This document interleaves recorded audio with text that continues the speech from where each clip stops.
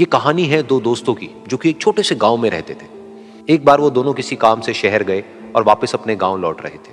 उनके गांव तक पहुंचने के लिए उनको एक घने जंगल से होकर के गुजरना था। और जब वो उस जंगल से गुजर रहे थे तो एक दोस्त को प्यास लगी और वो पानी ढूंढने के लिए रास्ता भटक गए। थोड़ी ही देर बाद शाम हो गई और रात होने ही वाली थी। तो उन दोनों की नजर एक गुफा पे पड़ी जो कि पेड़ों से घिरी हुई थी चारों तरफ से। तो उन्होंने सोचा कि यही जगह ठीक है रात बिताने के लिए।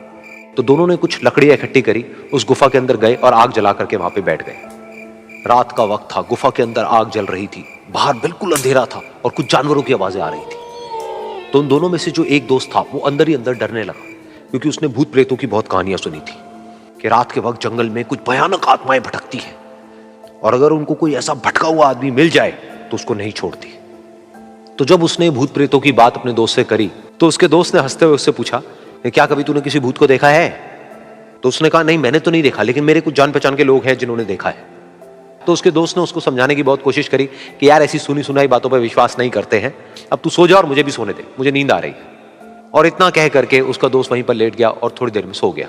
लेकिन वो जो अंदर से डरा हुआ था वो लेट तो गया, लेकिन उसको नींद नहीं आ रही थी। उसको लग रहा था कि शायद यहां पर कहीं कोई है जो छुप करके कहीं से उसको देख रहा है। उस आग की वजह से कुछ परछाइयां बन रही थी वहां पर पत्थरों पर, तो उन परछाइयों को देख करके भी वो डर रहा था। फिर कुछ घंटे तक ऐसे ही चलता रहा। फिर उसके बाद में क्योंकि वो थका हुआ था तो उसको नींद आ गई। लेकिन नींद आने के कुछ देर बाद ही उसको एक सपना आया। सपने में उसको एक बहुत ही भयानक परछाई उसकी तरफ बढ़ती हुई नजर आई। अब जैसे जैसे वो अंदर से डरता चला जा रहा था, वो परछाई उसके और पास आती चली जा रही थी और बड़ी होती चली जा रही थी।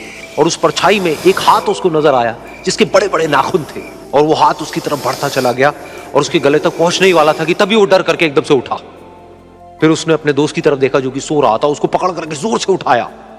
फिर उसने अपने दोस्त को बताया कि उसके साथ में क्या हुआ। तो उसका दोस्त फिर हंसने लगा। फिर उसके दोस्त ने उसको कहा, अब अगर दोबारा से तुझे वो परछाई दिखे तो तू वही कहियो जो मैं तुझे कह रहा हूं कहने के लिए, फिर देखते हैं वो परछाई तेरा क्या करती है। तुझे अपने अंदर ही अंदर बोलना है, मैं तुझसे नहीं डरता, सामने आ।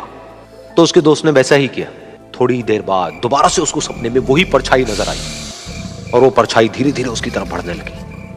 लेकिन इस बार वो उस परछाई से डरा नहीं, बल्कि अपनी पूरी हिम्मत जुटा करके उसने वही कहा, मैं तुझसे नहीं डरता, सामने आ।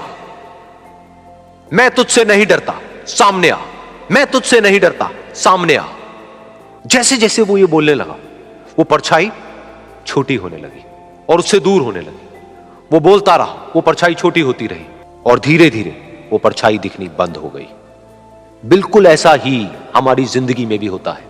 हमारे अंदर जितने भी डर हैं, उससे हम जितना डरते हैं हम उतना ही छोटे होते चले जाते हैं और वो डर उतने ही बड़े होते चले जाते हैं।